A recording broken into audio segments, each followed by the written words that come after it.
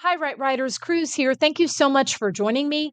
In this video, we're going to be looking at a poem by Anne Carson called Saturday Night as an Adult.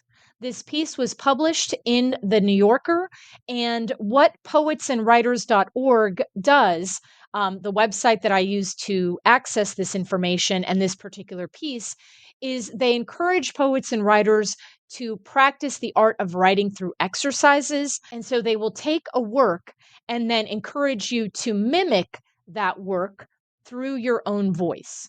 Thank you again for joining me, Right Writers, and I hope this video inspires you on the writer's journey. All right, Saturday Night as an Adult by Anne Carson. We really want them to like us. We want it to go well.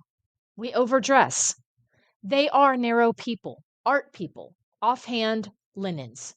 It is early summer, first hot weekend.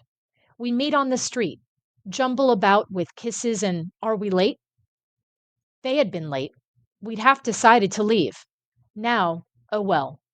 That place across the street. Ever tried it? Think we went there once. Looks closed. Says open. Well, people coming out. Okay. Inside is dark, cool, oaken. Turns out they know the owner. He beams, ushers, we sit, and realize at once two things. First, the noise is unbearable. Two, neither of us knows the other well enough to say bag it. Our hearts crumble. We order food by pointing and break into two yell factions, one each side of the table. He and she both look exhausted from, I suppose, doing art all day, and then the new baby. We eat intently, as if eating were conversation. We keep passing the bread. My fish comes unboned. I weep, pretending allergies. Finally, someone pays the bill and we escape to the street. For some reason, I was expecting snow outside. There is none. We decide not to go for ice cream in part, a little more broken. Saturday night as an adult. So this is it. We thought we'd be Nick and Nora, not their blurred friends in great coats. We cover our ears inside our souls, but you can't stop it that way. Okay, so we're not here to critique the piece. Instead, we're wanting to mimic her writing. And so that's why poetsandwriters.org provided a prompt for us to use to then inspire the writing process. Let's take a look at that prompt. And the prompt states, write a poem that builds upon your observations of a mundane social encounter in order to capture larger concerns on your mind, perhaps using sharp, terse statements as Carson does in her poem.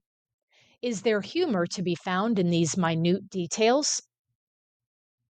And so, Right Writers, I leave you with the task of creating a poem, again, similar to Carson, to exercise our writing skills.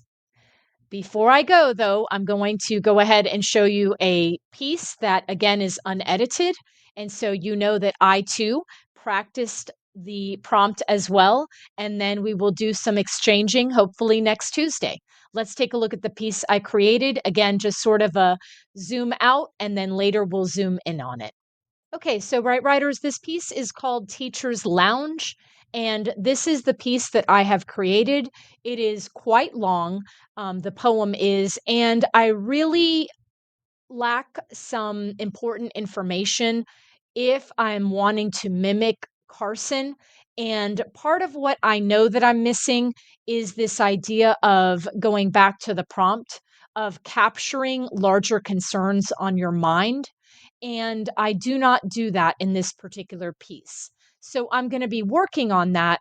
And then I will share this piece next Tuesday. And I hope that I am inspiring you to go for it. And again, you just never know what you're going to create. And now, Right Writers, I leave you with the prompt. Thank you so much for joining me. I hope this inspires you and encourages you to take that writer's journey. See you again next Tuesday. Take care, Right Writers. Love you guys. Bye bye.